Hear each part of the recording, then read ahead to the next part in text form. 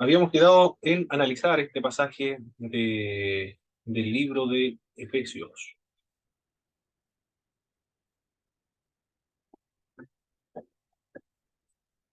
¿Cuál era? ¿Verdad? Y eso de que subió, ¿qué es? Sino que también había descendido primeramente a la parte más baja de la tierra. El que descendió es el mismo que también subió por encima de todos los cielos para llenarlo todo. Esa palabrita es la que vamos a discutir, vamos a trabajar acá en clase con respecto a el descenso de Jesucristo. ¿A qué se refiere ese descenso? Hay varios pasajes bíblicos que analizar, no lo vamos a analizar todos, sino voy a dar acá las distintas explicaciones que se dan a este pasaje de Cristo descendió a las partes más bajas de la tierra.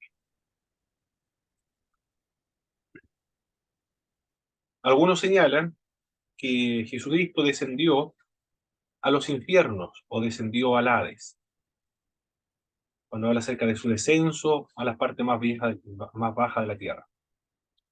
Esta explicación aparece por primera vez en el credo de Aquilea, en el año 390 aproximadamente, por Rufino.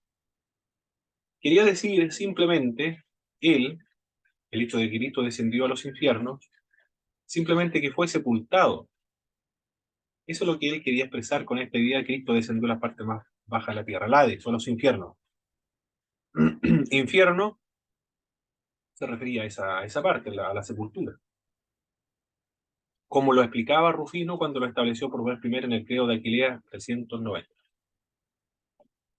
Solo a partir del año 650 se entiende como nosotros actualmente lo entendemos, es decir, descendió al mundo de los espíritus que se encontraban esperando la resurrección o donde se encuentran los difuntos, incrédulo o creyente. La base bíblica son Efesios 4:9 y hay que comparar algunos textos bíblicos ahí. Vamos a leer el Juan, a ver, Juan capítulo 3. Ah, no tengo el Juan capítulo 3. Salmo 139, por favor, hermano Boris. Vamos a leer, voy a dar los textos bíblicos por acá en la presentación. Aquí yo creo que se logra ver. Salmos, Salmos 139. En el verso 15, vamos a analizar el primer versículo bíblico. Por favor, hermano Boris. Salmo 139, verso 15, Correcto. dice, no fueron encubiertos de ti mis huesos, aun cuando en oculto fui formado y entretejido en lo más profundo de la tierra. Muy bien. Ahí habla acerca de que Cristo fue entretejido en lo más profundo de la tierra. ¿A qué se refiere, mis hermanos, ese pasaje bíblico cuando dice, fui entretejido en lo más profundo de la tierra?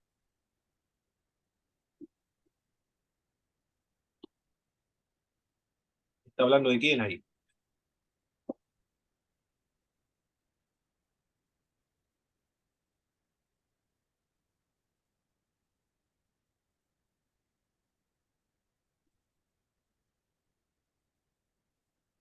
¿Eso se está aplicando o se lo aplican a Jesucristo? 139. Puede ser algo de tiempo. No fue encubierto de ti mi cuerpo. Ahí está hablando acerca de un cuerpo. Bien que el oculto fui formado. Es decir, el cuerpo fue formado en un lugar oculto y entretejido en lo más profundo de la tierra. Y entretejido este cuerpo en lo más profundo de la tierra. Estamos hablando acerca, si lo aplicamos a Cristo, no estamos hablando de un ser humano, de un hombre. ¿Dónde es entretejido? ¿Dónde es formado? ¿Dónde se está desarrollando el cuerpo? ¿Qué parte? ¿En el vientre? En el vientre materno, claro. Muy bien. Entonces, cuando habla acerca de entretejido lo más profundo de la tierra, no está hablando acerca del lugar donde están los difuntos, sino que se refiere al vientre materno, en el sentido metafórico. Entonces está empleando el lenguaje y el salmista. Ahora tenemos que leer Juan capítulo 3, verso 13. Juan capítulo 3, verso 13, por favor.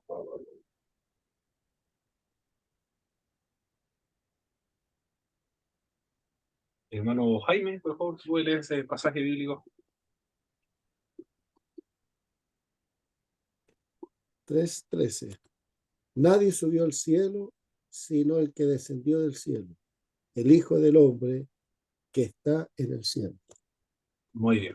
Ahí está hablando acerca de descender y ascender, ¿verdad? Esos son los términos que está empleando. El que ascendió y el que descendió. Ya. Está relacionado con el texto que estamos analizando acá. ¿Quién es el que subió, sino el mismo que descendió a la parte más baja de la tierra? Ese texto lo estamos analizando. Hermano Juan, por favor, hermano Juan Tapia, el 1 de Pedro, capítulo 3, verso 18 al verso 20.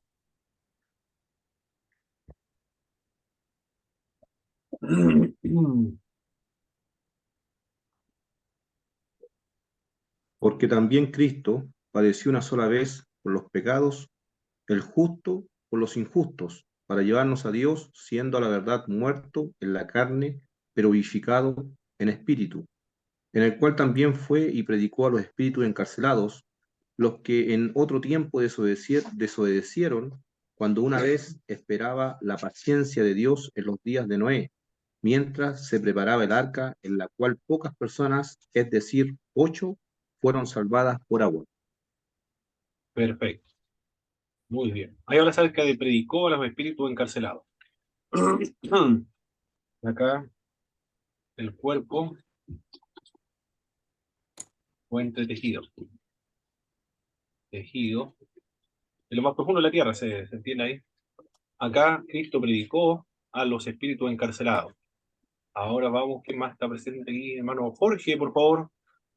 Primera de Pedro, capítulo 4, verso 4 al 6 también. Vamos a darle lectura. Primera de Pedro 4, verso 4, ¿no? 4 al 6.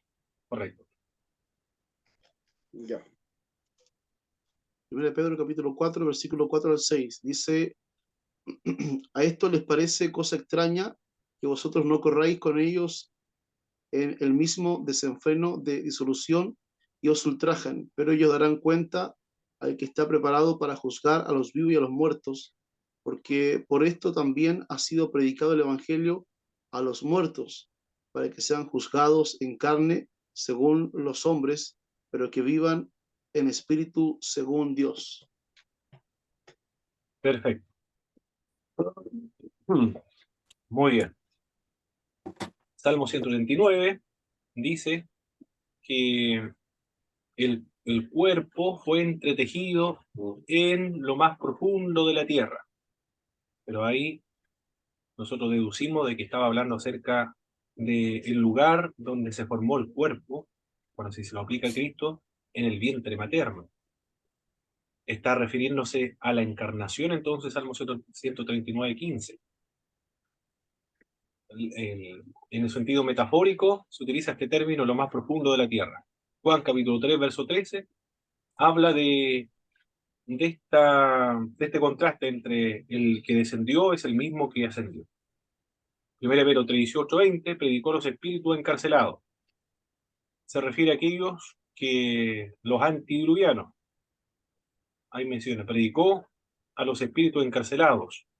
La interpretación protestante de este texto bíblico es que Cristo en espíritu predicó por medio de Noé a los descendientes que vivieron antes del diluvio, que eran espíritus aprisionados cuando Pedro predicó. Esa es la explicación protestante que se ha dado. En 1 de Pedro, capítulo 4, verso 4 al 6, predicó el evangelio a los muertos para que estos fuesen juzgados en carne. Estos muertos, ¿a qué muertos se refiere? ¿Muertos literales o se refiere muertos en un sentido figurado espiritual?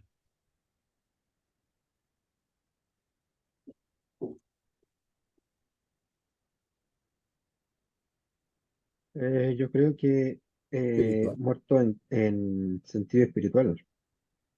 Muy bien. Creo, ¿Cuál es la razón? ¿Por qué? porque si están muertos literalmente no tendría ninguna razón de que sean juzgados según la carne. O sea, Exacto. Muy bien. Ahí está la ¿para qué clave, va a ¿ah? juzgar a alguien que ya está muerto? Ahí está la clave. Se infiere entonces de que debe ser muertos en un sentido espiritual, metafórico, para que ellos sean juzgados en carne. Ellos tienen carne, entonces no están muertos, están vivos físicamente, Mm, pero espiritualmente están muertos. Esa es la mm, explicación que se ha dado en este pasaje bíblico. Estamos analizando el descenso de Cristo a las partes más bajas de la tierra, de eso estamos hablando, de acuerdo a lo que dice Efesios. El que descendió es el mismo que también subió por encima de todos para llenarlo todo. Descendió primeramente a las partes más bajas de la tierra. Vamos a ver la interpretación católica romana. ¿Qué dice la Iglesia Católica Apostólica Romana? Por eso la Iglesia Católica hay que ponerle apellido, es romana, porque hay otras iglesias católicas también. Esto es lo que dice la Iglesia Católica Romana con respecto a el descenso de Cristo a las partes más bajas de la tierra. Dice la Iglesia Católica Romana: después de la muerte, Cristo fue al limbus patrum. Este limbus patrum es el lugar donde se encuentran los santos del Antiguo Testamento. Estos santos esperaban la revelación y la aplicación de la redención de Jesucristo y les predicó el Evangelio. Los sacó de allí para llevarlos al cielo. Eso es lo que sostiene la Iglesia Católica Apostólica Romana según este pasaje bíblico. Cristo se fue a ese lugar donde, entonces, superior, donde se encuentran los creyentes, lo rescata de ahí, del Seol, y los lleva luego al paraíso, a otro lugar. Ahora, ¿cómo lo interpreta la Iglesia Luterana? La Iglesia Luterana, ¿cómo lo interpreta? Lo luterano dice lo siguiente: descendió al lugar de los espíritus malos para pronunciar sobre ellos sentencia de condenación. Cristo no descendió al limbus patrum, donde están los santos del Antiguo Testamento, sino que Cristo descendió al lugar donde están los espíritus malos.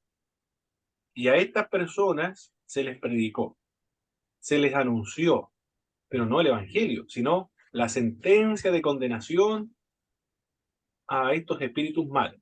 Eso es lo que interpreta la Iglesia Luterana. Nos vamos ahora, ¿cómo lo interpreta la Iglesia Anglicana? Estoy presentando todas estas posiciones porque son luteranas, anglicanas, posiciones de las iglesias evangélicas. La iglesia evangélica o luterana dice lo siguiente, perdón, la anglicana: Cristo en alma descendió al Hades, donde se encontraban los buenos y los malos, y les explica el Evangelio. Así explica la iglesia anglicana. Descendió donde están los buenos y los malos para explicarle el Evangelio nada más. ¿Qué dice ahora Calvino?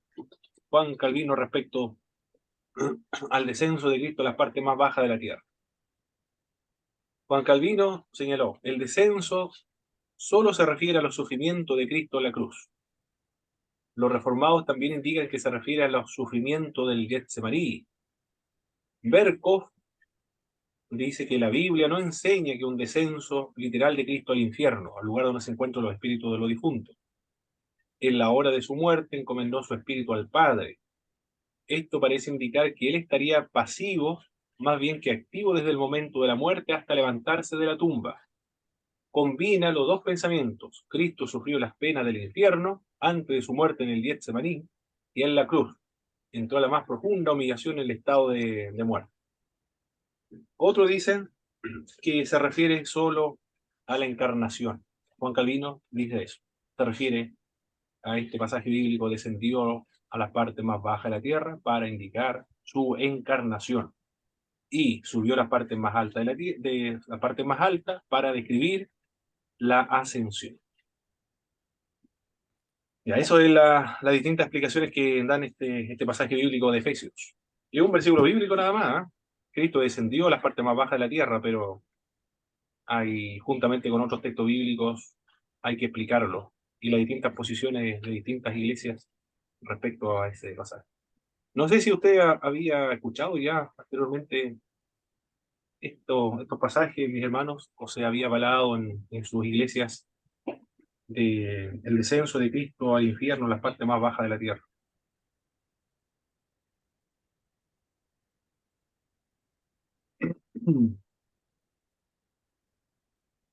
¿O es primera vez que escuchan de este pasaje? De Cristo descendió a la parte más baja de la tierra, ¿en qué sentido? Hay varias. Yo lo había escuchado, Eh, hermano Pablo, Ah, ok. yo lo había escuchado, pero yo había escuchado lo que decía el doctor Darío Salas. A él le gustaba mucho este tipo de enseñanza escatológica acerca de los tres paraísos, los tres lugares de tormento. Y ahí él, según lo que explica él, habla de lo que él dice que Jesús, claro, literalmente va y predica a los espíritus encarcelados, y él está en la postura de que Jesucristo bajó literalmente a las partes más bajas de la tierra, y ella habla del seno de Abraham y de la cima que separa. Él habla mucho acerca de eso, pero, las otras explicaciones o creencias, la verdad es que la desconocía. Ah, muy bien, muy bien. Es una de las tantas explicaciones que se dan. Son varias explicaciones. sí, yo igual había escuchado exactamente la misma interpretación, que Cristo bajó literalmente al centro de la tierra a buscar a los santos del Antiguo Testamento, los profetas, Muy los bien, ya. patriarcas, que estaban en un paraíso que se encontraba en el centro de la tierra, que se llamaba el seno de Abraham. Perfecto. Ahí están todos los santos del Antiguo Testamento que fueron salvos, del pueblo de Israel.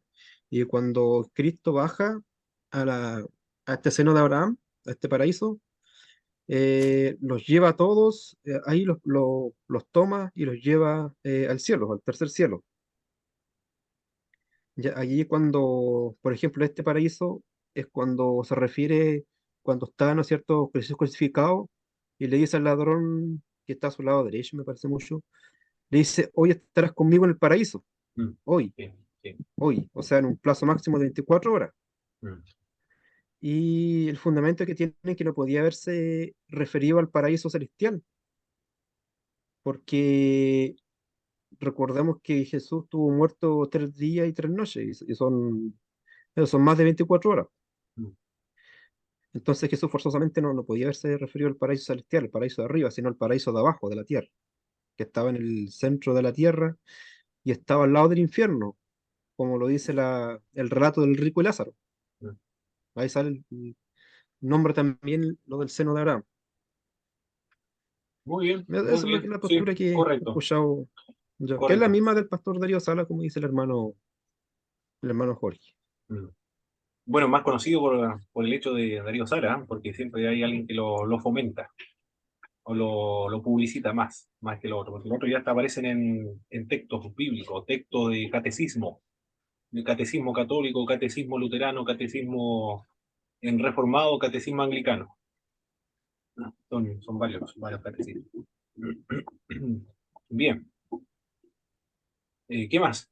La variedad de los dones, el ministerio específico, el ministerio genérico, la finalidad de los dones espirituales. Cristo es el que entrega estos dones. Estaba viendo el libro de un folleto que escribí sobre los apóstoles.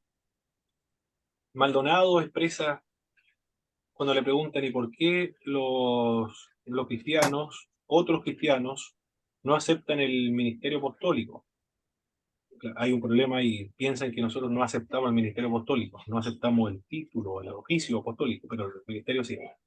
Y Guillermo Maldonado dice, quizás porque confunden ellos los apóstoles de Cristo, del Cordero, de los apóstoles del Espíritu Santo. Eso es lo que dice Guillermo Maldonado. Y los apóstoles de Cristo, entonces, los apóstoles del Cordero, serían los dos apóstoles, incluyendo ahí el apóstol Pablo. Y los apóstoles del Espíritu Santo serían los apóstoles modernos. ¿Cuál es la base del movimiento apostólico para sostener la existencia de los apóstoles modernos? La base es el texto de Efesios que estamos analizando. Efesios capítulo 4, el verso 12, perdón, el verso 11. Y él mismo constituyó a unos apóstoles, profetas, otros evangelistas, otros pastores y otros maestros. Pero quién? El texto bíblico dice, ¿quién es el que ha dado estos dones a los hombres? En el verso 7, y luego lo menciona en el verso 8. Verso 7 y verso 8 menciona la persona que da los dones. ¿Quién es el que da dones? El don de apóstol, porque menciona, dice, y dio dones. Y luego y menciona estos dones. Apóstoles, profetas, evangelistas, pastor y maestro. ¿Quién es el que lo ha dado? Cristo. A él Cristo. lo menciona, ¿eh? Sí, Pero a el cada mismo uno en de el versículo nosotros anterior. fue dada la gracia conforme a la medida del don de Cristo. Y luego, y dio dones a los hombres. ¿Quién es el que dio dones a los hombres? Cristo, el que ascendió y subió y descendió. Hay un problema ahí con Guillermo Maldonado cuando dice, y los de ahora no son los apóstoles del Cordero, sino que son los apóstoles del Espíritu Santo. ¿Y cuál es el fundamento para establecer los apóstoles modernos? Efesios capítulo 4, verso 11 y 12. Le llaman ellos el ministerio quíntuple o el gobierno quíntuple, cuya máxima autoridad es el apóstol.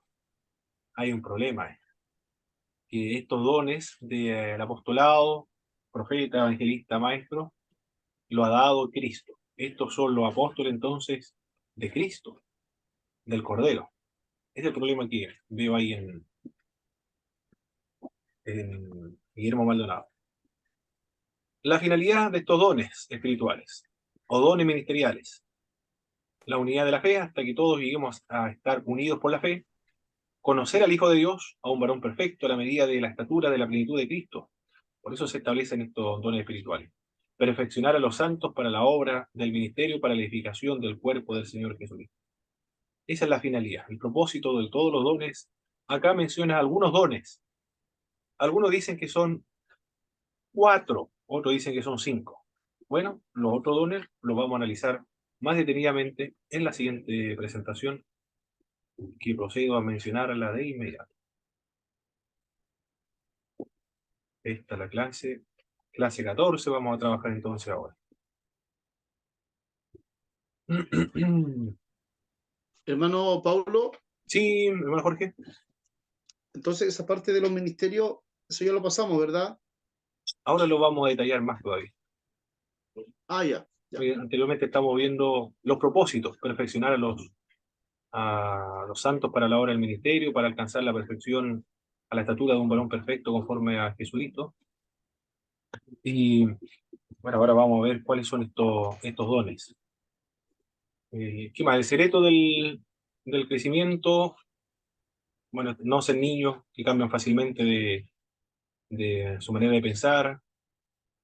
La motivación de las actividades, madurar para ser como Cristo en todo sentido, enseñar con verdad, con amor, por medio de Cristo, todas las partes del cuerpo unidas, y para que el cuerpo crezca y se fortalezca, se requiere que cada parte cumpla con su función. Estas son las motivaciones para el ejercicio de los dones espirituales. La descripción de la organización y de la administración de la iglesia primitiva. Se menciona ahí de los apóstoles. Dios, Jesucristo le dio dones a los hombres. Estos son los dones dados por Jesucristo. Aquí mencionan en primer lugar a los apóstoles. Aquí tenemos que manejar algunas palabras, algunos vocablos para entender de lo que estamos hablando.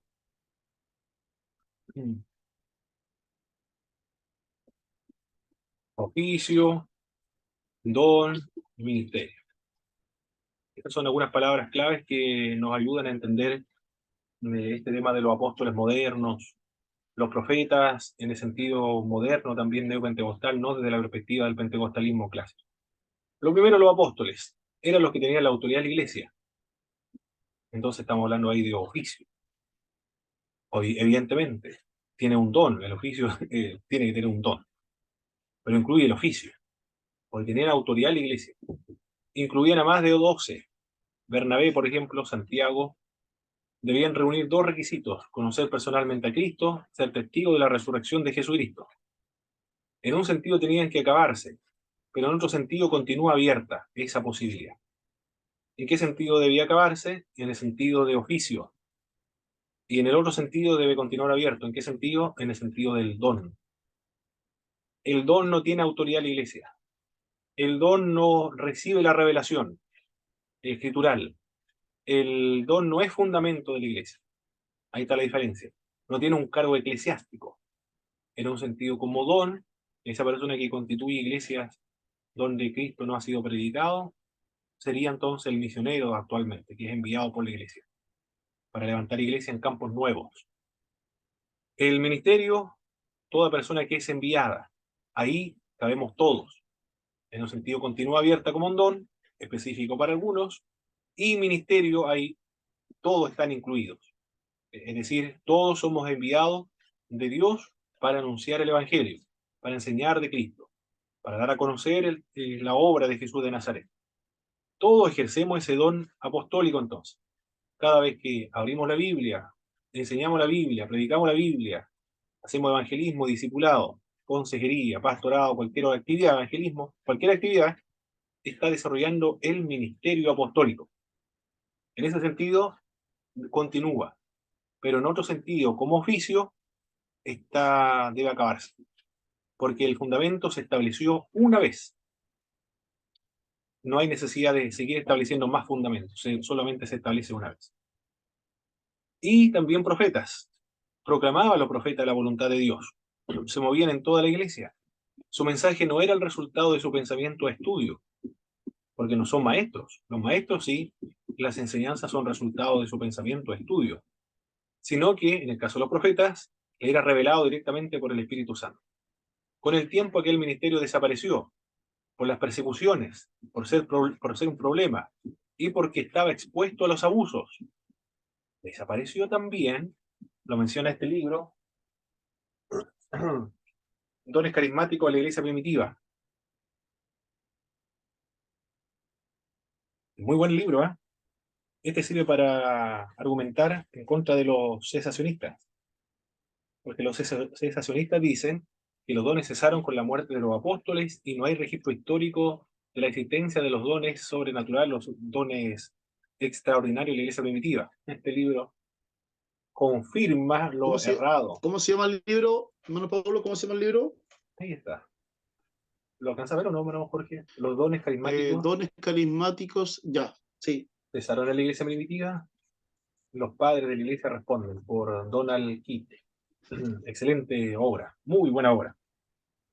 Mi pastor de la iglesia,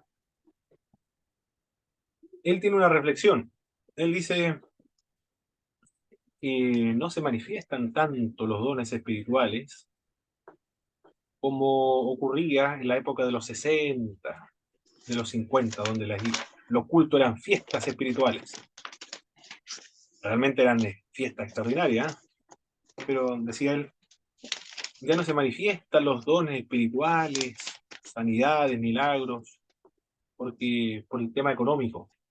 Ahora todos tienen recursos económicos, todos tienen dinero.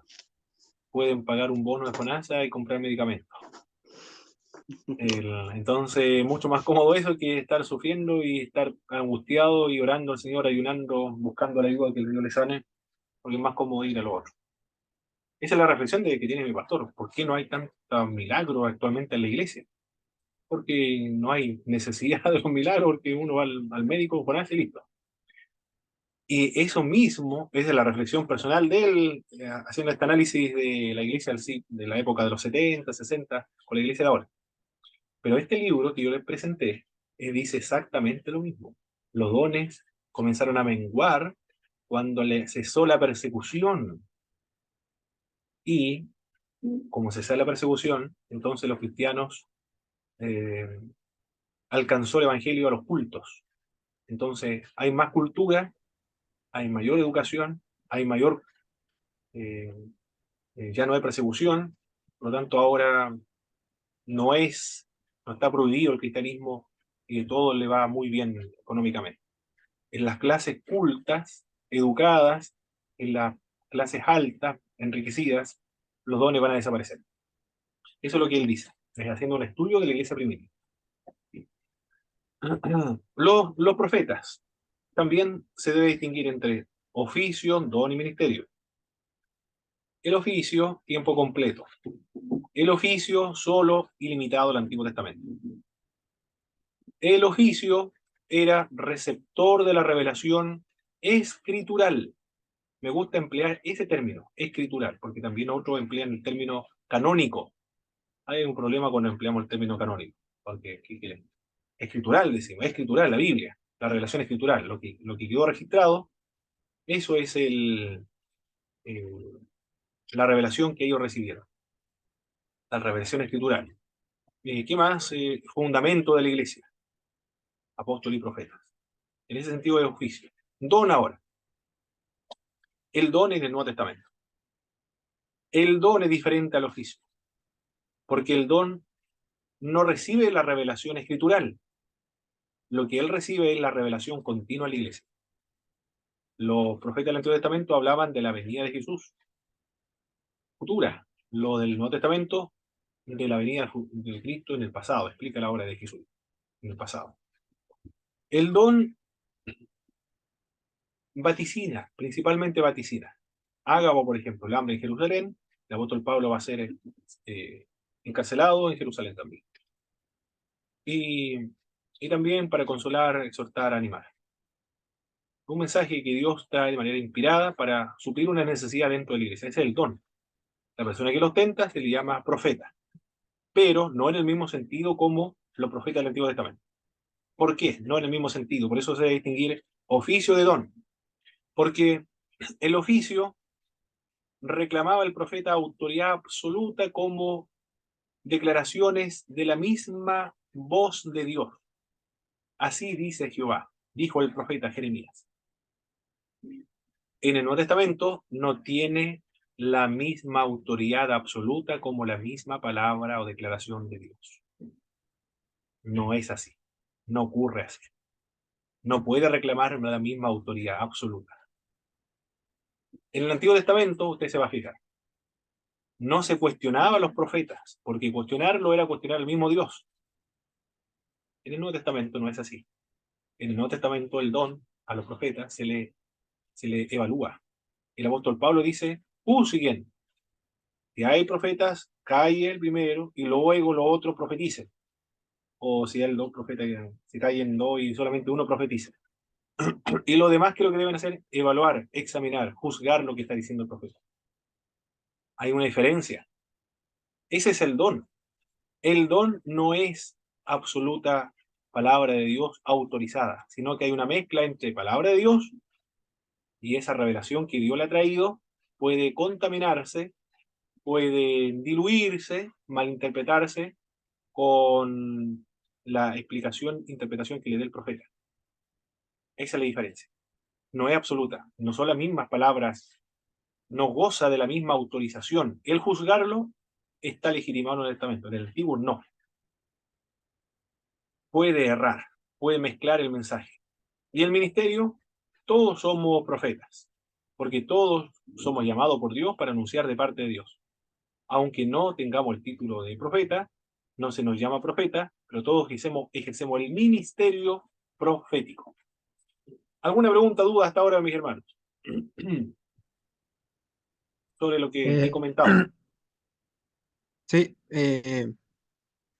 siempre tuve la duda yo, porque el mismo Señor en Lucas 16 decía que ¿cómo se llama? La ley y los profetas eran hasta Juan el Bautista. Pero resulta que si uno lee Hechos de los Apóstoles, ese versículo que del profeta Ágabo, Mm.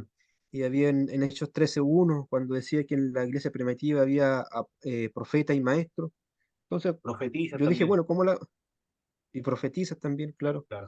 Yo decía, bueno, ¿cómo es la cosa? Si Jesús dijo que la ley y los profetas eran hasta Juan, ¿cómo entonces en Hechos de los Apóstoles la palabra igual habla de profeta? Entonces siempre me quedó la duda con eso. ¿Por Ok. qué si el Señor dice que la ley y el profeta eran hasta Juan, y después en Lucas menciona profetas en el Nuevo Testamento, en Hechos de los Apóstoles también. Exacto. Sí, esa es Entonces la la... respuesta sería que los profetas que se nombran en Hechos de los Apóstoles serían el don, Exacto, serían un don. Ya. correcto, correcto. Y todos ejercemos El el don de ministerio profecía. apostólico y el don, perdón, el ministerio apostólico y el ministerio profético, todos lo ejercemos. Aunque algunos tienen el don de profecía, esos son los que vaticinan, pero no puede reclamar Mm, absoluta autoridad como palabra misma de Dios. No lo puede hacer, se puede juzgar y evaluar. El que habla más estoy buscando un libro de Baile Grude que habla acerca de ese tema, pero no me acuerdo dónde lo dejé. mm, Bueno, en alguna parte lo habré dejado, lo estaba mm, leyendo, pero mm, él dice, los profetas en la iglesia, o profecía o algo así, pero es de Baine Gruden. Él lo explica mucho mejor. Una gran obra Gruden, ya. de Baine Gruden. Él es continuista. Ah, es continuista ya. A pesar de que es Exacto. bautista. Y es que cuando se habla de bautista, no hay una uniformidad. La uniformidad se puede hablar en el Mm, luteranismo, anglicanismo, metodismo, en cierto sentido, por el hecho de tener catecismos, mm, los reformados, calvinistas. Pero los bautistas no se puede hablar de uniformidad, no se puede hablar de mm, un catecismo. Porque la mm, característica de los bautistas es la libertad, la independencia, la autonomía. Resisten todo tipo de imposición que venga de arriba o que venga exterior. Resisten los catecismos, los artículos de fe, los dogmas, eso lo resisten. Por lo tanto, pueden haber continuistas, cesacionistas, arminianos, calvinistas. De hecho, la gran mayoría son todos arminianos. mm, El- el- pero sí, con los bautistas no hay problema.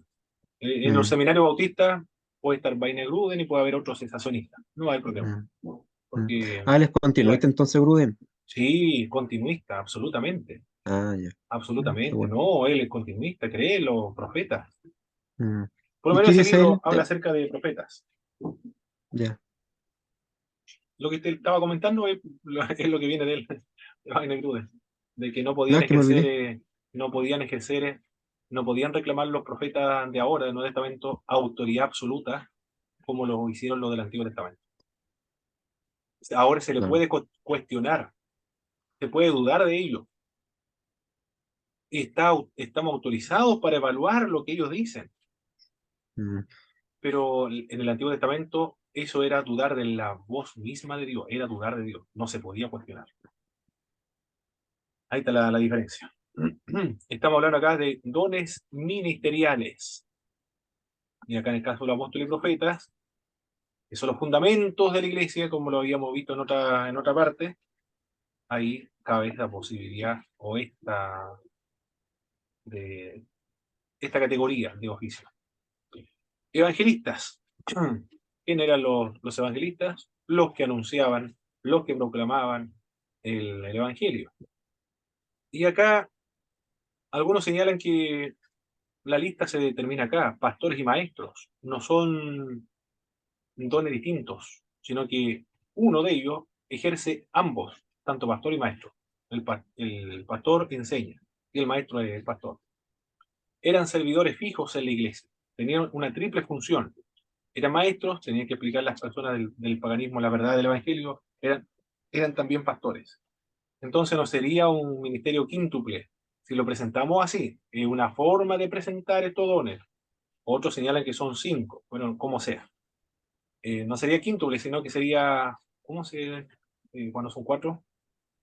Eh, tetra, tetraple, Cuatro. algo. Sí, tetraple, Cuádruple. Cuádruple. cuádruple, muy bien, cuádruple, ahí está, cuádruple, sería cuádruple entonces, no quíntuple, pero en la Biblia no es quíntuple ni cuádruple, sino que son mucho más. Por eso que es, las asambleas de Dios, en el 2011 emitió una declaración, nosotros no creemos en el ministerio quíntuple, creemos en el ministerio múltiple. Qué breve, qué escueta, qué bíblica, qué completa. definición de las asambleas de Dios, ¿ah? En el ministerio múltiple. También dijo, nosotros no creemos en el título ni oficio profético. Nosotros creemos en el ministerio, perdón, apostólico, apostólico. Nosotros no creemos en el título apostólico, en el oficio apostólico. Sí, en el ministerio apostólico. También lo declaró muy bien. Buenas categorías utilizaron. Hermano Pablo, ¿Sí? yo voy a dar mi postura personal respecto al tema de pastor y maestro. Para mí hay una separación allí y que es muy importante porque para mí un maestro es aquel que tiene la capacidad de enseñar, es aquel que se prepara y es aquel también que tiene esa gracia especial para explicar la verdad de la palabra de tal manera que la gente entienda. De repente los pastores, claro, tienen sabiduría, pero no todos tienen como esa gracia o esa preparación para poder explicar ciertos temas de la palabra. Entonces el maestro, para mí ver, y lo he visto mucho, tiene como esa cualidad especial de poder enseñar, o sea, tiene esa virtud, eso especial de Dios para poder enseñar de tal manera que la gente queda, queda expectante siempre a lo que el maestro está diciendo, con ganas de aprender más. Eso es una capacidad que la tiene el maestro. Entonces, pero el pastor, creo yo que no es necesario que sea un maestro, porque por algo están también los demás ministerios y los demás dones. Yo creo, en mi parecer, en mi punto de vista, vuelvo a insistir, que el pastor es aquel que va liderando todo, pero puede tener evangelista, puede tener un maestro que enseña a la iglesia y no lo puede hacer todo. Entonces, para mí ver, vuelvo a insistir, en mi punto de vista, yo lo separo, siempre lo he visto y lo he enseñado de manera separada. Que obviamente un pastor tiene que prepararse, estamos claros, que tiene que tener capacidades para enseñar, estamos claros. Pero para mí el tema del maestro lo veo como algo más grande y que lamentablemente hoy día está muy manoseado el tema del maestro. Cualquiera dice yo soy maestro y creo que ahí también nosotros los pentecostales caemos mucho en ese error. Tenemos mucha gente que no ha estudiado, que no se ha preparado y que con mucha facilidad dice soy maestro de la palabra. Ok, muy bien. Muy bien, hermano Jorge. Y tiene razón porque y de hecho los maestros, el, las habilidades pastorales, el oficio pastoral es distinto, es muy distinto. Mm. Yo igual Es iba a otro, comentar, no es lo mismo. Sí, yo adelante, igual hermano iba a Luis. comentar algo parecido que dijo el hermano. O sea, pastor y maestro son dos ministerios que tienen un objetivo diferente, un rol diferente. Pero el pastor tiene que tener una cierta preparación mínima de doctrina bíblica, Claro. aunque el que enseña doctrina bíblica es el maestro. Mm, Por ejemplo, aquí todos nos estamos preparando para ser maestros de la palabra, para en un futuro servir a la iglesia, a nuestro hermano, mm, para enseñarle doctrina bíblica, para que se formen. mm. En cambio, el pastor, claro, o sea, como lo dice la palabra, es pastorear una iglesia. O sea, pastorear es una cosa y enseñar es otra cosa.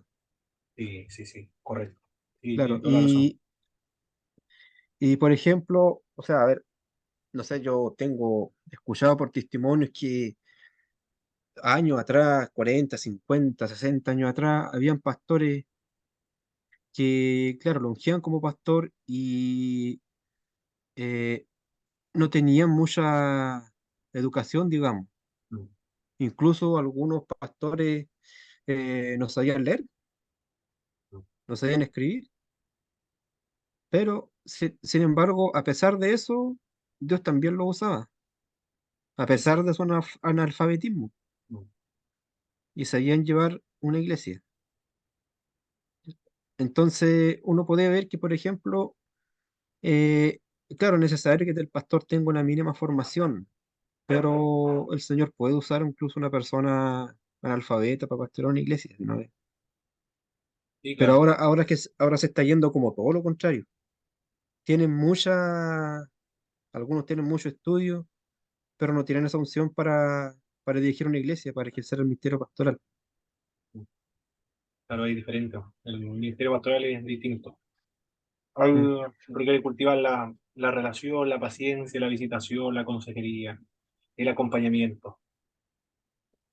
En los los maestros, los profesores, les gusta estar en la biblioteca estudiando, preparando trabajos, preparando las clases, por ejemplo.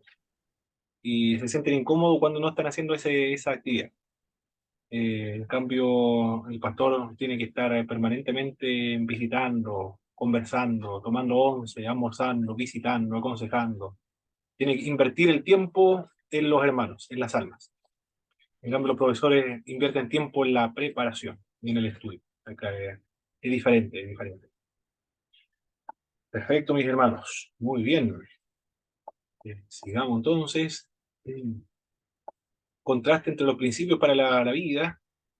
¿Dónde vamos ahora? Desde el 17 al 32. Aquí vamos a avanzar rápido, para no atrasarnos mucho, para alcanzar a abarcar todo lo que tenemos que ver hoy. Pero enfatizamos esas partes que tenemos que trabajarlo bien. La advertencia de dejar de vivir como lo que no son creyentes. Es la palabra de Dios para todo el verso 17. Dejen su antigua manera de vivir, lo decían en los otros pasajes bíblicos. Esto pues digo que en el Señor, que ya no andéis como los otros gentiles que andan en la vanidad de su mente. ¿Cuáles son las características? Y comienza el apóstol Pablo a indicar la característica de los gentiles. Ignorancia sobre los asuntos espirituales. Son ignorantes de asuntos. No ignorantes en cuanto a la filosofía, en cuanto a la economía, a la política, porque los griegos eran personas diestras en estos asuntos, sino a los temas espirituales, a Dios, al único Dios verdadero, al alma, al hombre, al origen de la creación, al significado y propósito de la vida. Eso solo lo conocen los creyentes. En ese sentido son ignorantes. Una persona puede ser un científico, puede ser un doctor en filosofía. Si es creyente, es un ignorante en estos asuntos. Por eso el profesor de filosofía, Rivera, pues le preguntó a Heidegger, que ¿de qué me sirve a mí la filosofía? Ahora yo soy creyente, quiero saber responder a esa pregunta, que me inquieta hace mucho tiempo. ¿De qué me sirve a mí la filosofía si yo ya soy creyente? Él no, aunque conocía la filosofía, no podía decirse que era ignorante porque era cristiano. La otra característica de los gentiles es la dureza de sus corazones. El vocablo griego que se emplea acá para referirse a la dureza de los corazones de los gentiles es porosin. ¿De qué se trata la porosis? Viene del poros, que originalmente era una piedra más dura que el mármol. Cuando alguien se quiebra el hueso después se restaura, se solda solo. Cuando el hueso se restaura, es mucho más fuerte ahí, en ese lugar donde se soldó, que en las otras partes. Se van a quebrar otras partes del hueso si tiene un accidente, pero nunca el mismo donde se quebró, porque ahí está más firme. Los deportistas, los artistas marciales, trabajan los huesos, se producen pequeñas trizaduras en los empeines, en las canillas, en los brazos, pequeñas fracturas. Esa pequeña fractura después se soldan. Por eso es que el hueso es duro. Por eso que los que practican artes marciales mixtas son capaces de romper palos de béisbol, porque la canilla está realmente endurecida. Ya, a eso se refiere cuando dice la dureza de los corazones, están como con porosis, están endurecidas, están petrificadas, como si un hueso se hubiese soldado. Así de duro están los corazones de los incrédulos, así estaban los creyentes de Efesios. Y así también está el corazón de todos los incrédulos. El entendimiento oscurecido, en el verso 18, también lo menciona. Alejado de la vida que proviene de Dios. Por eso le dicen, dejen de vivir como los incrédulos, como los gentiles, porque los gentiles se caracteriza esta forma de vida, ignorante, dureza de corazón, entendimiento omnibulado, oscurecido, alejado de la vida. Han perdido toda vergüenza, no tienen vergüenza los incrédulos. Y nosotros lo podemos ver, ¿eh? Antiguamente a esto, las personas homosexuales se escondían, pero ahora lo podemos ver públicamente, sin vergüenza, se pueden expresar estos cariños al aire libre, en las calles, en las plazas, algo realmente espantoso. Pero pero así, no tienen vergüenza. Ahora, con orgullo, todo lo contrario. Claro, están orgullosos, claro, se sienten orgullosos ahora. Entregado a la inmoralidad, en el verso 19. No se sacian de cometer todos actos de indecencia. La traducción de la Biblia, no se cansan de cometer todos actos indecentes. Esa es la característica de los gentiles, y eso es precisamente lo que deben abandonar los cristianos a los cuales se dirige esta carta. ¿Qué más? Contraste de los principios para la vida. ¿Qué enseñanza recibieron los efesios? Que debían quitarse la ropa de la vieja naturaleza. La expresión que utiliza ahora, quitarse la ropa, pero es quitarse la ropa de la vieja naturaleza. Y ser renovado en la actitud de la mente. Renovarse en su manera de juzgar. Aquí lo traduce mejor. Renovar la actitud mental, por Dios habla hoy, lo traduce. Renovarse en su manera de juzgar. Entonces ahora vamos a determinar, juzgar, examinar la vida, el estilo de vida, nuestra forma de conducta, de una manera totalmente diferente. Porque nuestra cosmovisión ha cambiado. Ahora nuestra cosmovisión es cristiana. Eso es lo que quiere decir entonces. Ponerse el ropaje de la nueva naturaleza. Anteriormente indicaba que debían quitarse la vieja naturaleza. Y también ponerse el ropaje nuevo. ¿Alguien aquí está escribiendo? Renovar su discernimiento. Muy bien. El discernimiento. ¿Qué Biblia dice eso, hermano Boris? El discernimiento. Está muteado. Está con el micrófono. No, yo no es que estaba leyendo una versión bíblica, sino lo decía por mi propia cuenta. Ok, un discernimiento. Sí, eso. Evaluar, juzgar, examinar o discernir de manera diferente las cosas, la realidad y el mundo en el cual nosotros nos encontramos. Y ponerse la ropa nueva es justicia y según santidad. Esto es, bueno, analicemos las palabras griegas ahí, es un auristo, primera persona infinitivo, voz media. La voz media quiere decir una acción que uno mismo debe realizar sobre uno mismo. Y ambos están igual. Tanto el de vestirse como el vestirse es una acción que uno realiza, una obra que nosotros mismos realizamos en nosotros. Por el hecho de ser creyentes, lo podemos hacer porque somos creyentes. Si no fuésemos creyentes, no podríamos hacer esa actividad. De vestirnos de la vieja naturaleza y vestirnos de la nueva naturaleza que se caracteriza por la justicia y la verdad. Contraste de la conducta de la vida cristiana. ¿Qué no deben hacer los creyentes? Si se enojan, no pecar. ¿Cómo debemos enojarnos entonces? ¿Algún ejemplo, mis hermanos, de cómo enojarse para no pecar?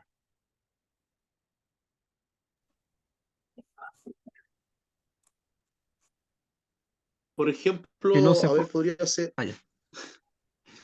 por ejemplo, dice airaos, pero no pequéis. Por ejemplo, yo me puedo molestar por algo, pero tratar de evitar decir una palabra corrompida, una palabra insolente, una palabra grosera. Porque, por ejemplo, uno si regaña a sus hijos, los corrige y se enoja, se ofusca, uno tratar de controlar eso en el sentido de corregir, pero, por ejemplo, no golpearlo desmedidamente y no decirle una palabra ofensiva, una palabra hiriente o una palabra Exacto, grosera. Ahí yo me estoy exacto. enojando, pero dentro de límites. Mi hijo tiene 7 años, me dice, ¿y por qué tiene esa cara? Me dice, ¿qué cara tengo de enojado? De enojado. Me dice. O sea, se da cuenta por la cara. Digo, ¿cómo existe? Dice, la mente se pone a llorar por la cara que le pongo. No estoy enojado. Ay, Santiago. Bueno, eso me dice el rostro. El rostro lo dice todo, ¿eh? Pero Sí. no insultar, no herir a la otra persona, no hacerlo sentir incómodo, mal, golpearlo con una voz fuerte, cosa que le hiera el corazón, le hiera el alma, el sentimiento, que son dolores que permanecen en el tiempo, ¿ah? Permanecen en el tiempo, son muy dolorosos las heridas emocionales.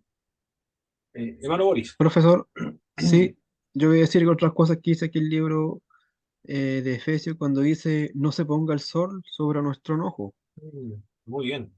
O sea, eso quiere decir, tengo entendido yo, que si tú te enojas con algún hermano por X situación, eh, arregla ese tema antes de que termine el día. Eso, No te quedes enojado con eso, con ese enojo que puede tener, producir alguna raíz de amargura, alguna raíz de odio.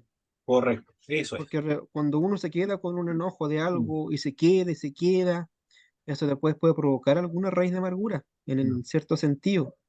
Y uno puede producir odio, rencores, y eso puede ir creciendo y creciendo y creciendo, y eso a la larga le hace daño a uno mismo. Es como el Mira, orgullo, o sea, es como lo afecta emocionalmente y espiritualmente. claro, es como el resentimiento. Mm, El resentimiento y el odio a lo único que le hacen daño a uno mismo. Exacto, Y no le hace daño a la persona con la cual uno está resentida o está correcto. dolida. Mm, O sea, a eso se refiere cuando dice no se ponga el sol sobre nuestro enojo. Hay que pongámosle término a la situación luego, antes de que termine el Eso, día. eso es. Resolver los conflictos La, de manera rápida. la, la Biblia, lenguaje sencillo, Mm, la Biblia, lenguaje sencillo, traduce ese versículo, dice, si se enojan, no permitan que eso los haga pecar. El enojo no debe durarles todo el día, lo que decía el Clarísimo. hermano. Ahí está, ahí Sí. está. Está más claro el lenguaje en sí, ¿va? Oye, Claro. impresionante la Biblia esa. Es clarísimo. También no dar la oportunidad al diablo para que nos derrote, en el verso 27. Ya no tiene control sobre los creyentes tienen control sobre el poder del diablo. Nosotros hemos sido liberados del poder del diablo. Está siempre dentro de este contexto del enojo, ¿ah? Bueno, todo debe interpretarse en el contexto en que se encuentran todos los pasajes bíblicos. En robar, también no deben robar más. Ahora los creyentes deben trabajar con sus propias manos. Y luego dice, cuando trabajen podrán ayudar a los demás. Este es el verso 28. Haciendo con sus manos lo que es bueno, para que tengan que compartir con el que padece necesidad. Mire, la obra social también de la iglesia está presente acá. O la caridad, ¿cómo quiere llamarle? Es lo mismo, porque están los principios bíblicos ese, de dar a los necesitados. La caridad tiene que ver con la práctica de dar limosna, expresar el amor al prójimo, que es parte del cultivo de las disciplinas espirituales. Y si lo queremos llevar más allá de las disciplinas espirituales, lo llevamos a la obra, el servicio y la acción social de la iglesia, de preocuparse de los necesitados de la sociedad a la cual se está insertada. Debe trabajar entonces. Ahí vemos que se trabaja para Dios, para la sociedad, sirviendo al prójimo, y como resultado se retribuye con una remuneración mensual. Y para uno, bueno, esa es la visión de la Biblia en cuanto al trabajo, ¿no? Imitar a Dios, porque es el primer trabajador, se santifica a sí mismo, sirve a Dios en la medida que sirve al prójimo, y es remunerado por ese servicio a Dios. Si se mira así todo el mundo, ¿no? ¿Qué más? Conversación no debe hacer o no debe dejar conversaciones obscenas, malas palabras, palabras corrompidas. Eso es lo que debe hacer el creyente. Aquí en Chile, esto es muy característico del chiste doble sentido, de las conversaciones obscenas.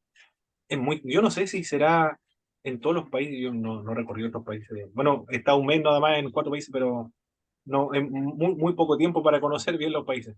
Pero me da la impresión de que aquí en Chile son muy vulgares, muy obscenos Mm. las novelas, las películas. Mi mamá me contaba de las novelas turcas. Las novelas turcas no hay besos, pero acá en Chile aparecen escenas muy obscenas inmediatamente. En los libros, en los libros, las novelas en Chile, también siempre están estos elementos obscenos.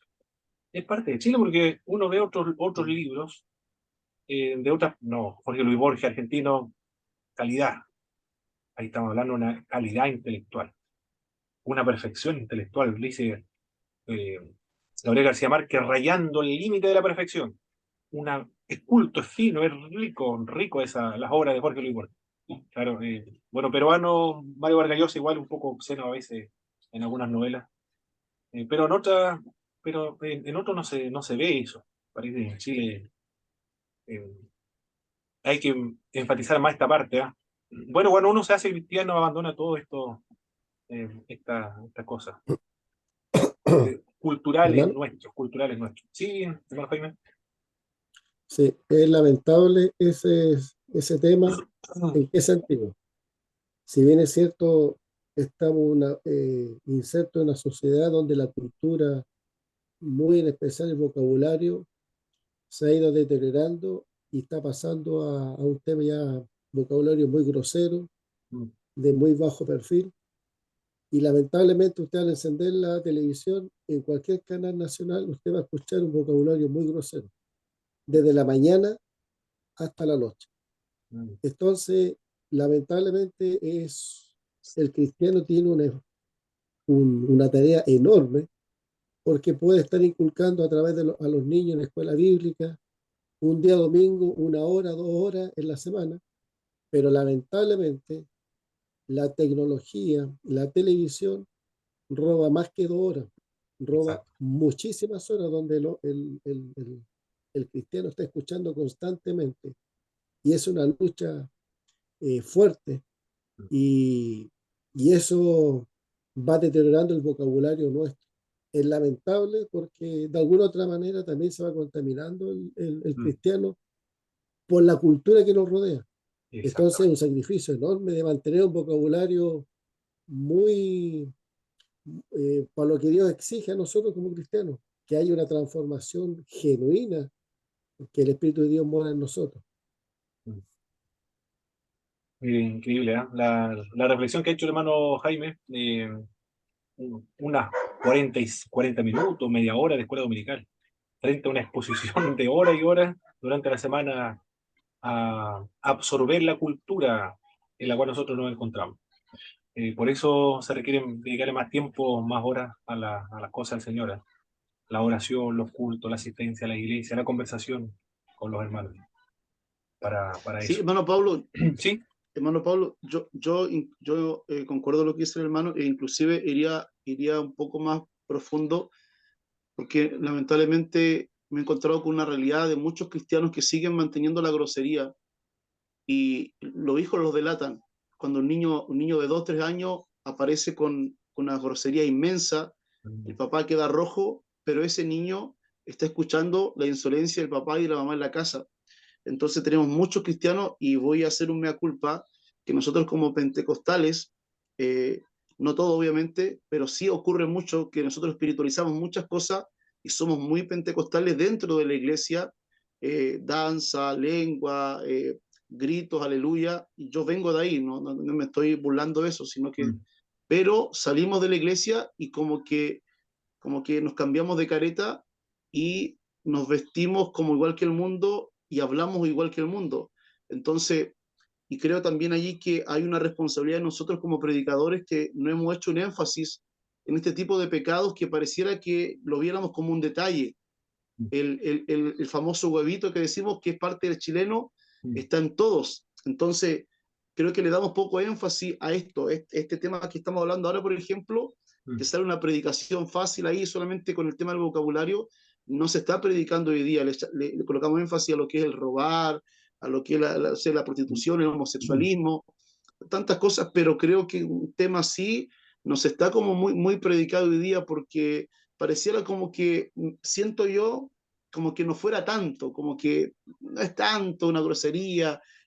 Hay gente hermanos, por ejemplo, que por ejemplo, se martillan el dedo y lo primero que sale es la grosería. Entonces, eh, por lo menos, no sé, yo he visto varios hermanos que han sido convertidos y creo que ya no sale eso, o sea, cuando uno viene mm, a Cristo ya eso exacto. como que realmente salió, pero hay gente que dice, no, es que yo me golpeé el dedo y se me salió. Entonces uno llega a pensar realmente qué pasa ahí, porque no hay como un cambio realmente completo. Entonces pasa mucho en la iglesia en Chile esto. Mm. No sé, yo creo que ocurrirá, hermano, de los que siempre han estado en la iglesia, porque cuando uno se convierte, desaparecen automáticamente aquellas palabras por el hecho de estar en contacto con los hermanos. Por eso yo pienso que debe ser de los que permanentemente han sido cristianos, puede ser por ahí. Pero claro, hay incluso aquí en Chile, yo creo que alguien lo ha escuchado, de el pastor, esto se está grabando, pero en YouTube aparece, en TikTok también, él dice que es pastor, pero no es pastor, es humorista, pero él dice el El pastor. pastor Rocha, Ya el pastor Rocha, está hermano. en todos lados. Oh, impresionante, Ah, él es un sí, se lo ubico. humorista cristiano, pero aparecen algunas palabras que le ponen el tic, pero lo censuran, ellos mismos se censuran. Pero yo no sé, eh, yo creo que se extralimitó el humorista, podría ser humorista, pero está exclusivo, sus clientes son cristianos evangélicos, porque él hace eventos, show, y hay que pagar entradas. Parece que lo está haciendo como un ministerio, pero de la perspectiva humorística, yo no sé, no he pensado si está correcto o no, En pero ese, No sé si sea un ministerio, eso sí. no sé, tampoco eso es mi duda, mi hermano Jori, porque si él viaja constantemente es porque los hermanos van a verlo. Claro, él ya ha hecho un trabajo de eso, él ya ha hecho un trabajo de eso. Sí, es su trabajo, exactamente.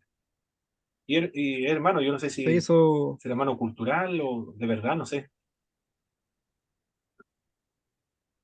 ¿Sí, hermano Boris? no, no, yo le decía, se hizo, supo hacer su clientela. Claro, claro. Porque aquí en Chile los evangélicos somos alrededor de 3,5 millones, 4 millones. Entonces, no. Ya. Él dijo, aquí tengo una buena clientela.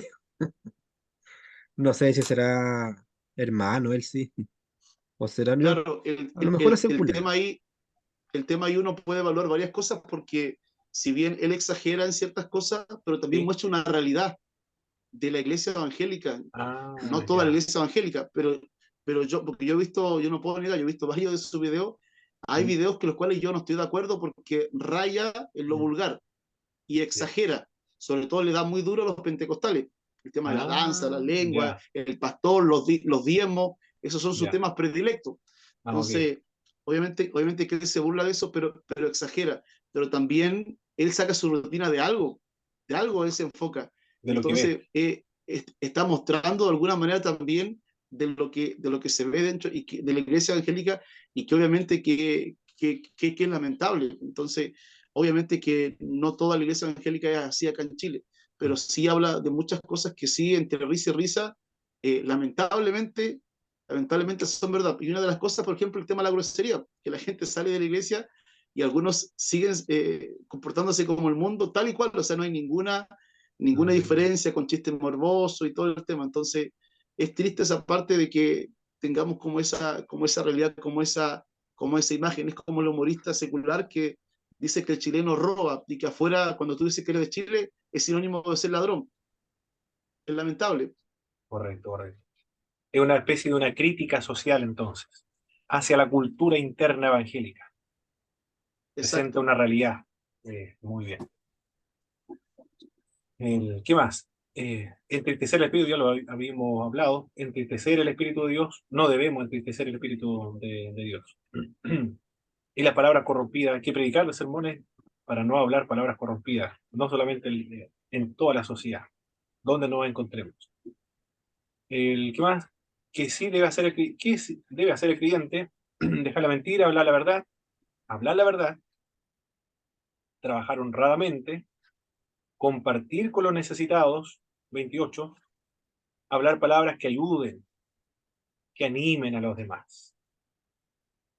Eso es lo que debemos hacer, no palabras corrompidas, sino que ayuden, que animen a los demás hermanos, que motiven, que sumen y no resten, abandonar toda amargura, toda ira, todo enojo, todos gritos, calumnias, toda forma de malicia, ser bondadoso y también compasivo, perdonarse mutuamente. Mire, observe, mis hermanos, cómo desarrolla el apóstol Pablo sus epístolas. Vimos Filipenses, Colosenses, ¿qué más? Eso fueron las cartas más largas, porque el otro ya fue Filemón, más corta. Y ahora Efesios. En los primeros capítulos, doctrina elevada, doctrina sustanciosa, doctrina muy elaborada. Y ahora ya está hablando de temas domésticos, temas más conductuales, más aterrizados, más pastoral, está aplicando la doctrina a la parte pastoral. Pero el creyente también tiene responsabilidades sociales en que llevar a cabo, que excluye la concupiscencia. Lo que debe hacer el creyente, imitar a Dios. Verso 1. El capítulo 5 estamos ahora. Llevar una vida de amor como Cristo nos amó, de manera sacrificial, voluntaria, racional.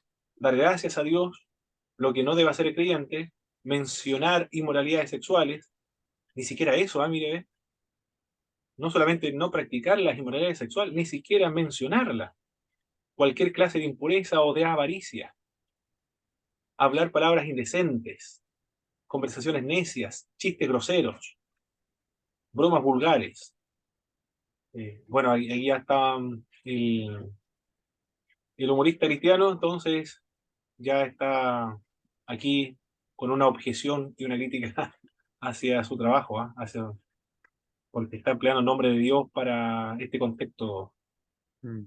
de otro contexto, manoseando o tomando el nombre de Dios en vano, si lo vemos así, el nombre santo de Dios. Bromas vulgares. La razón, nadie que tenga estos pecados heredará en el reino de Dios. Luz que excluye las tinieblas. Característica de los que andan en las tinieblas, engañan a las personas, viven en desobediencia, realizan obras infructuosas, sus prácticas son vergonzosas. Aquí el apóstol Pablo está describiendo una sociedad incrédula, una sociedad que no es judía, una sociedad gentil, griega. Los cristianos a los cuales escribe salieron de esta sociedad. Deben ser diferentes a la sociedad a la cual ellos se encuentran y la cual ya no son parte, puesto que ahora son cristianos. Las características de los que andan en la luz son bondadosos, viven en justicia y verdad. Comprueban lo que agrada al Señor, denuncia las obras de las tinieblas. El verso 11 me gustó porque denuncia. Es un trabajo de aplicación, pero que denuncia. La sabiduría que excluye la insensatez. ¿Qué hace un creyente sabio? Tiene cuidado de su manera de vivir, reflexiona, examina su estilo de vida, aprovecha bien el tiempo, porque la ociosidad es la madre de todos los males. John Wesley, alguien dijo, John Wesley parece que eso fue lo que dijo, es la madre de todos los males, o es la puerta de los males. Mientras cuando esté ocioso, se, se puede abrir la puerta al mal. Por eso hay que aprovechar bien el tiempo, siempre estar ocupado de las cosas del Señor. Entienden cuál es la voluntad de Dios, los que viven sabiamente. Son llenos del Espíritu Santo. Este texto bíblico, ser lleno del Espíritu Santo, está en voz pasiva. La acción de ser llenado lo realiza el Espíritu de Dios. Y el creyente está en un estado de espera nada más. Espera que el Espíritu de Dios le llene. Pero en esa actitud de espera, el Señor lo va a llenar. Pero si no está con esa actitud de recepción, no lo va a llenar. Por eso le dice, no embriaguéis con vino en el cual hay disolución, antes bien sean llenos del Espíritu Santo. La llenura del Espíritu Santo en este contexto bíblico está dentro de este contexto, los propósitos dentro de este contexto. Ser agradecido al Señor y tener una comunión más intensa con el Señor. Y dan gracias a Dios siempre. La conducta doméstica, se vuelve a repetir lo que menciona en el libro de Colosenses, el esposo a los maridos, sumisión y amor, los hijos y los padres deben darle honor y disciplina, los criados y amos, obediencia y justicia. Se repite lo mismo que ya había mencionado con anterioridad. El conflicto cristiano, hay una guerra del cristiano,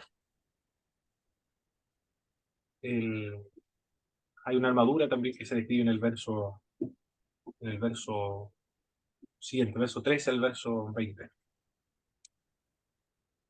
Para que también vosotros sepáis mis asuntos y lo que hago. Todo os lo hará saber Tíquico, hermano amado y fiel ministro del Señor, el cual envía a vosotros para esto mismo, para que sepáis lo tocante a nosotros y lo que consuele vuestros corazones.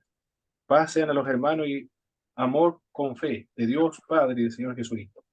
La gracia sea con todos los que aman a nuestro Señor Jesucristo, con amor inalterable. y concluye el apóstol Pablo esta carta a los Efesios con recomendaciones domésticas, sociales y civiles también, conductuales, cómo el cristiano debe conducirse. Muy, muy pastoral las últimas sugerencias del apóstol Pablo o exhortación. Mis estimados hermanos, ¿alguna reflexión de lo que hemos visto hasta ahora? ¿Algún comentario, alguna lección espiritual que nos ayuden para nuestro crecimiento cristiano? De lo que estuvimos viendo en esta carta a los Efesios.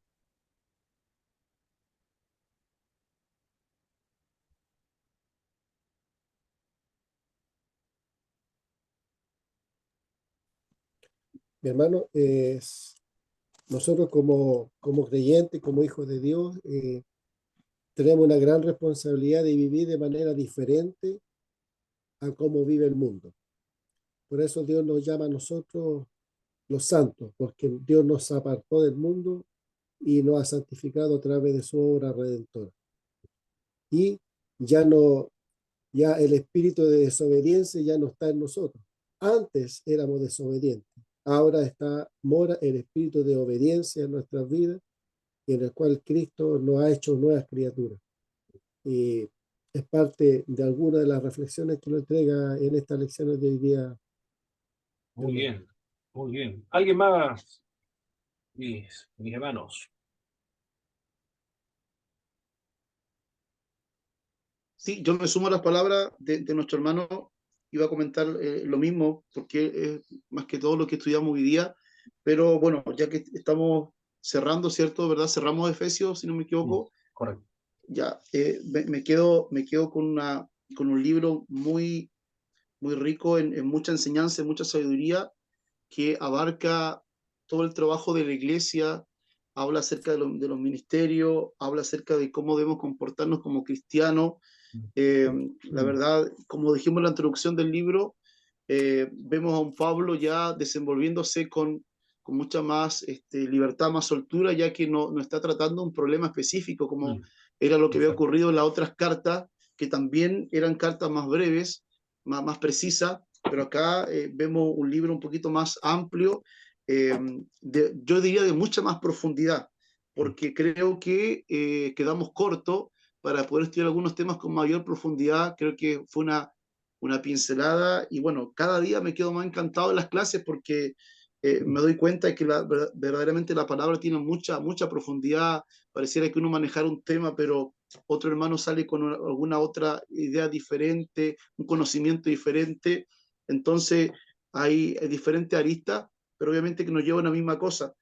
Pero de verdad me quedo con un libro muy rico en cuanto a enseñanza, en cuanto a doctrina, y donde veo a un Pablo aconsejando con mucha más libertad acerca de cómo debe comportarse la iglesia, qué es lo que debe hacer la iglesia, y entregando todas las herramientas, tanto sociales como debemos comportarnos socialmente, hasta también de la parte espiritual que nos alcanzamos a tocar mucho, que habla acerca de la armadura, de la armadura espiritual.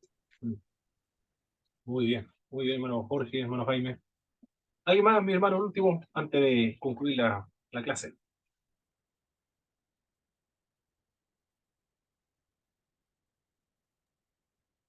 Sí, a ver, bueno, simplemente me quedo con la parte, bueno, hay muchas cosas que podemos rescatar de este libro, pero en el primer capítulo, cuando el apóstol Pablo nombra que éramos nosotros antes de Cristo y después hace el contraste que somos nosotros en Cristo, Exacto. cuando dice que somos predestinados, somos sellados, fuimos adoptados, etcétera, etcétera. Y antes estábamos muertos, muertos en delitos y pecados. Antes estábamos muertos, ahora tenemos vida en Cristo. Antes éramos una cosa, ahora somos todo lo contrario. Antes éramos todo lo malo, ahora somos todo lo bueno. Entonces me quedo con esa parte yo. Perfecto, hermano Boris. Muy bien, mi estimado hermano. Muchas gracias por sus intervenciones, sus comentarios, reflexiones, lecciones espirituales.